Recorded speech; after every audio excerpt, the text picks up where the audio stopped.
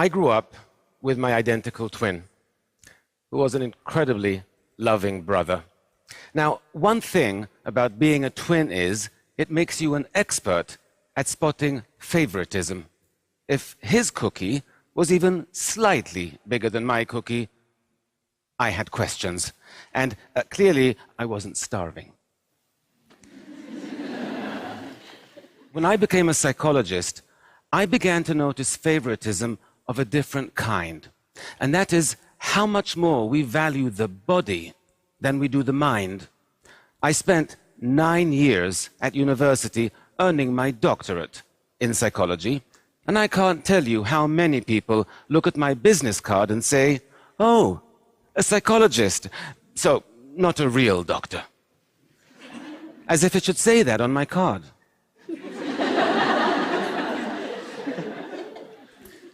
This favoritism, we show the body over the mind.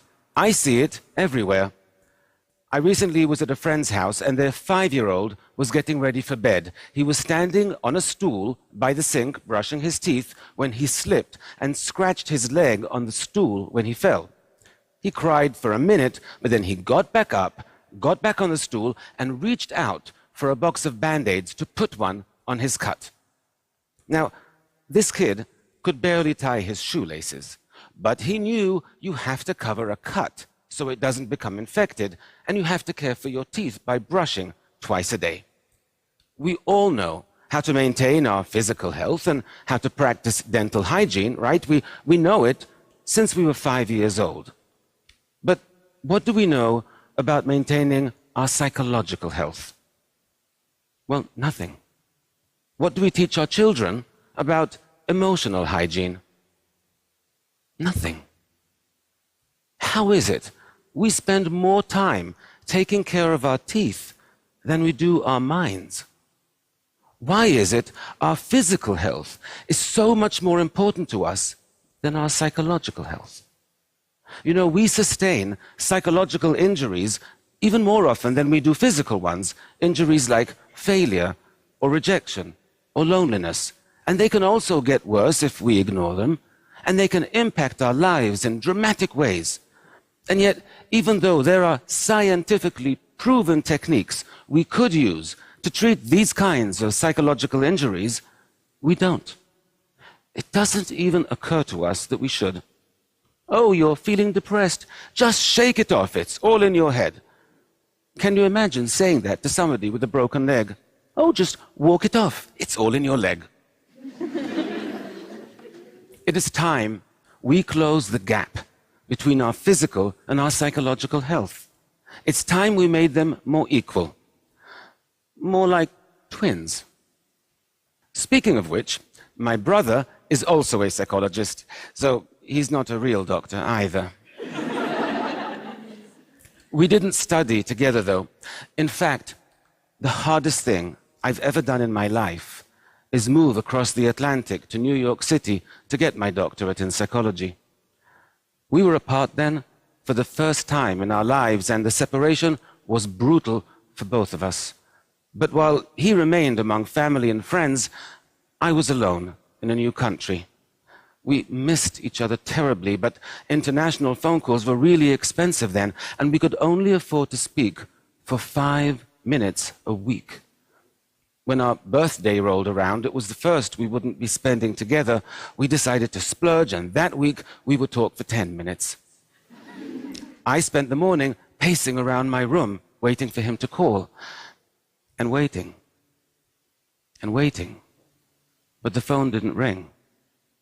Given the time difference, I assumed, okay, he's out with friends, he'll call later. There were no cell phones then. But he didn't. And I began to realize that after being away for over 10 months, he no longer missed me the way I missed him.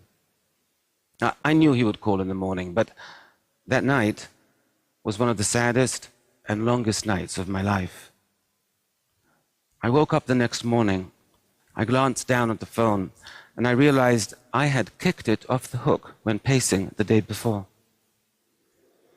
I stumbled out of bed, I put the phone back on the receiver, and it rang a second later. And it was my brother. And boy, was he pissed. It was the saddest and longest night of his life as well. Now, I tried to explain what happened, but he said, I don't understand. If you saw I wasn't calling you, why didn't you just pick up the phone and call me? He was right. Why didn't I call him? I didn't have an answer then. But I do today, and it's a simple one. Loneliness. Loneliness creates a deep psychological wound, one that distorts our perceptions and scrambles our thinking. It makes us believe that those around us care much less than they actually do. It makes us really afraid to reach out, because why set yourself up for rejection and heartache when your heart is already aching more than you can stand? I was in the grips of real loneliness back then, but I was surrounded by people all day, so it never occurred to me.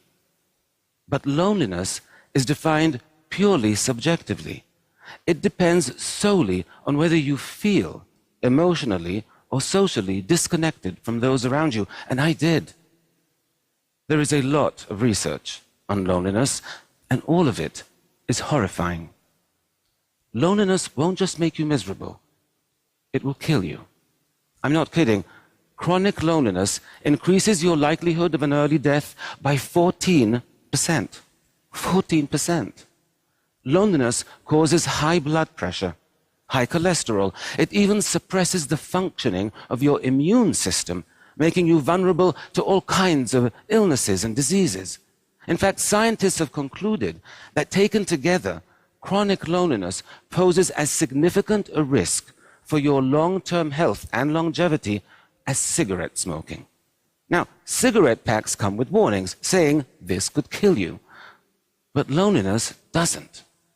And that's why it's so important we prioritize our psychological health, that we practice emotional hygiene.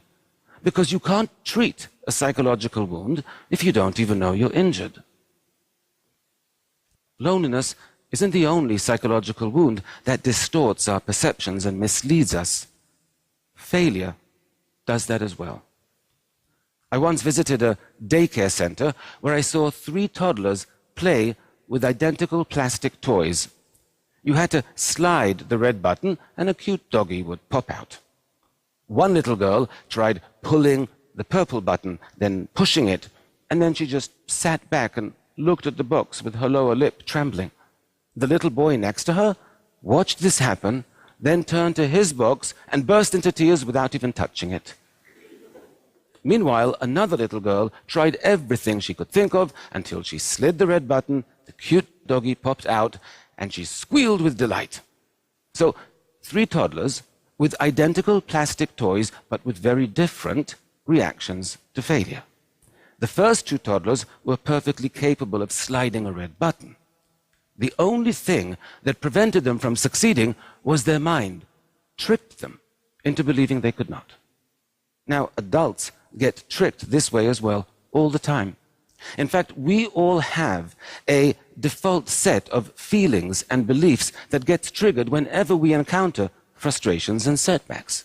Are you aware of how your mind reacts to failure? You need to be. Because if your mind tries to convince you you're incapable of something and you believe it, then like those 2 toddlers, you'll begin to feel helpless and you'll stop trying too soon, or you won't even try at all. And then you'll be even more convinced you can't succeed. You see, that's why so many people function below their actual potential. Because somewhere along the way, sometimes a single failure convinced them that they couldn't succeed, and they believed it. Once we become convinced of something, it's very difficult to change our mind. I learned that lesson the hard way when I was a teenager with my brother. We were driving with friends down a dark road at night when a police car stopped us. There had been a robbery in the area and they were looking for suspects. The officer approached the car and he shined his flashlight on the driver, then on my brother in the front seat, and then on me, and his eyes opened wide and he said, "Where have I seen your face before?" And I said, "In the front seat." But that made no sense to him whatsoever, so now he thought I was on drugs. So he drags me out of the car, he searches me, he marches me over to the police car, and only when he verified I don't have a police record could I show him I had a twin in the front seat. But even as we were driving away, you could see by the look on his face, he was convinced that I was getting away with something. Our mind is hard to change once we become convinced. So it might be very natural to feel demoralized and defeated after you fail, but you cannot allow yourself to become convinced you can't succeed. You have to fight feelings of helplessness. You have to gain control over the situation. And you have to break this kind of negative cycle before it begins. Our minds and our feelings, they're not the trustworthy friends we thought they were. They're more like a really moody friend who can be totally supportive one minute and really unpleasant the next. I once worked with this woman who, after 20 years of marriage and an extremely ugly divorce, was finally ready for her first date. She had met this guy online, and he seemed nice, and he seemed successful, and most importantly, he seemed really into her. So she was very excited. She bought a new dress, and they met at an upscale New York City bar for a drink. 10 minutes into the date, the man stands up and says, "I'm not interested," and walks out. Rejection is extremely painful. The woman was so hurt she couldn't move. All she could do was call a friend. And here's what the friend said. "Well, what do you expect?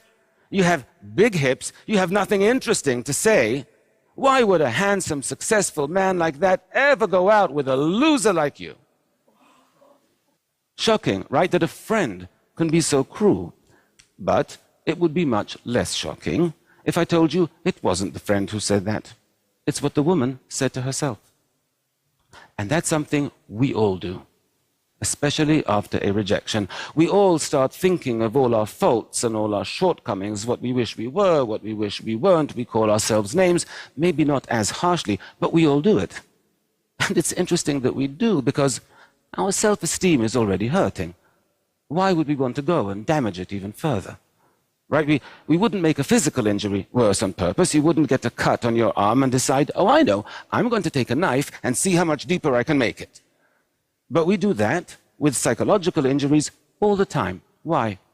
Because of poor emotional hygiene. Because we don't prioritize our psychological health. We know from dozens of studies that when your self-esteem is lower, you are more vulnerable to stress and to anxiety, that failures and rejections hurt more, and it takes longer to recover from them. So when you get rejected, the first thing you should be doing is to revive your self-esteem, not join Fight Club and beat it into a pulp. When you're in emotional pain, treat yourself with the same compassion you would expect from a truly good friend. We have to catch our unhealthy psychological habits and change them. And one of the unhealthiest and most common is called rumination. To ruminate means to chew over. It's when your boss yells at you, or your professor makes you feel stupid in class, or you have a big fight with a friend, and you just can't stop replaying the scene in your head for days, sometimes for weeks on end. Now, ruminating about upsetting events in this way can easily become a habit, and it's a very costly one. Because by spending so much time focused on upsetting and negative thoughts, you are actually putting yourself at significant risk for developing clinical depression, alcoholism, eating disorders, and even cardiovascular disease. The problem is, the urge to ruminate can feel really strong and really important, so it's a difficult habit to stop. I know this for a fact, because a little over a year ago, I developed the habit myself. You see, my twin brother was diagnosed with stage 3 non-Hodgkin's lymphoma. His cancer was extremely aggressive. He had visible tumors all over his body. And he had to start a harsh course of chemotherapy. And I couldn't stop thinking about what he was going through. I couldn't stop thinking about how much he was suffering. Even though he never complained, not once. He had this incredibly positive attitude. His psychological health was amazing. I was physically healthy, but psychologically I was a mess. But I knew what to do. Studies tell us that even a 2-minute distraction is sufficient to break the urge to ruminate in that moment. And so each time I had a worrying, upsetting, negative thought, I forced myself to concentrate on something else until the urge passed. And within 1 week, my whole outlook changed and became more positive and more hopeful. 9 weeks after he started chemotherapy, my brother had a CAT scan, and I was by his side when he got the results. All the tumors were gone. He still had 3 more rounds of chemotherapy to go, but we knew he would recover. This picture was taken 2 weeks ago. By taking action when you're lonely, by changing your responses to failure, by protecting your self-esteem, by battling negative thinking, you won't just heal your psychological wounds. You will build emotional resilience. You will thrive. You know, 100 years ago, people began practicing personal hygiene, and life expectancy rates rose by over 50% in just a matter of decades. I believe our quality of life could rise just as dramatically if we all began practicing emotional hygiene. Can you imagine what the world would be like if everyone was psychologically healthier? If there were less loneliness and less depression? If people knew how to overcome failure? If they felt better about themselves and more empowered? If they were happier and more fulfilled? I can, because that's the world I want to live in. And that's the world my brother wants to live in as well.